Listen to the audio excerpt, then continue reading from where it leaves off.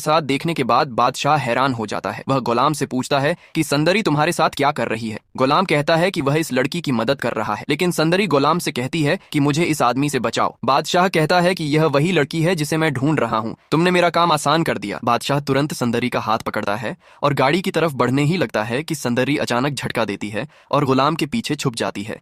सुंदरी गुलाम से कहती है कि मुझे बचा लो। गुलाम बादशाह से कहता है कि आप इस लड़की को कुछ मत कहिए, सब्र से काम लीजिए, ऐसा करना ठीक नहीं है। बादशाह खुश हो जाता है। बादशाह गुलाम से कहता है कि तुमने मेरा काम आसान कर दिया।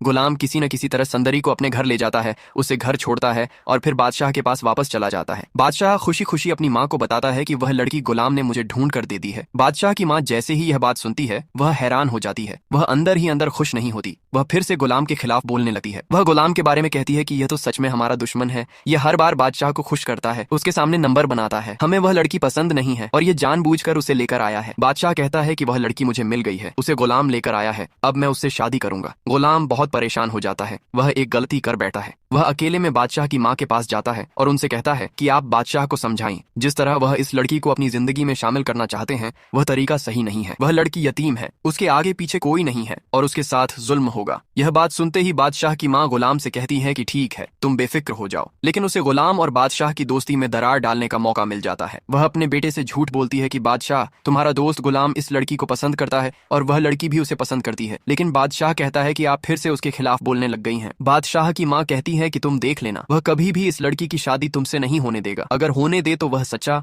और अगर न होने दे तो मैं झूठी। अगर मेरी बात सच निकली तो तुम्हें मेरी बात माननी होगी, जो मैं कहूंगी तुम्हें वही करना होगा। बादशाह कहता है ठीक है। दूसरी तरफ गुलाम उस लड़की को बचाने की पूरी कोशिश कर रहा होता है। गुलाम अपनी माँ से कहता है कि वह बहुत परेशान है, क्योंकि एक तरफ बादशाह है और दूसरी तरफ यह लड़की। अब मैं क्या करूं, मुझे कुछ समझ नहीं आ रहा। गुलाम की माँ कहती है कि तुम बादशाह से एक बार बात करो, वह तुम्हारी बात जरूर समझेगा। गुलाम सुंदरी की तरफ देखता है, वह परेशान बैठी होती है। वह बादशाह के पास जाता है और उससे कहता है कि प्लीज आप इस लड़की का पीछा छोड़ दें। बादशाह यह सुनते ही गुस्से में आ जाता है और उसे अपनी माँ की बात सच लगने लगती है। गुलाम कहता है कि उसके बाप ने इसे मुझे अमानत दी है, उसका बाप अब इस दुनिया में नहीं रहा, मैं क़यामत के दिन उसे क्या जवाब दूंगा। आप एहसास कीजिए, अगर आपको शादी करनी है तो किसी सही तरीके से कीजिए। लेकिन बादशाह अपनी माँ के भड़काए हुए शब्दों में होता है। वह गुस्से में आकर कहता है कि वह इस लड़की को हासिल करेगा और करके रहेगा, तुम कुछ नहीं कर पाओगे। वह गुलाम से यह भी कहता है कि हमारी दोस्ती है तो यही बेहतर होगा कि इस दोस्ती को कायम रहने दो और इस लड़की को मुझे दे दो। बादशाह की यह बात सुनते ही सुंदरी के बाप के आखिरी अल्फाज गुलाम को याद आ जाते हैं, जो उसने उससे कहे थे कि मेरी बेटी का ख्याल रखना, उसे हर मुसीबत से बचाना। गुलाम 2 कदम पीछे हटता है और कहता है कि मुझे माफ कर दीजिए। बादशाह कहता है कि तुम मेरे दोस्त नहीं मुनाफिका हो, मुझे तुमसे यह उम्मीद नहीं थी। मेरी माँ आज तक सच कहती रही, लेकिन मैंने अपनी माँ की बातों को झूठा करार दिया और तुम पर यकीन किया। तुमने मेरा यकीन तोड़ दिया। अब मैं वह करने वाला हूँ जिसकी वजह से तुम कुछ नहीं कर पाओगे। बादशाह अपने आदमियों को हुक्म देता है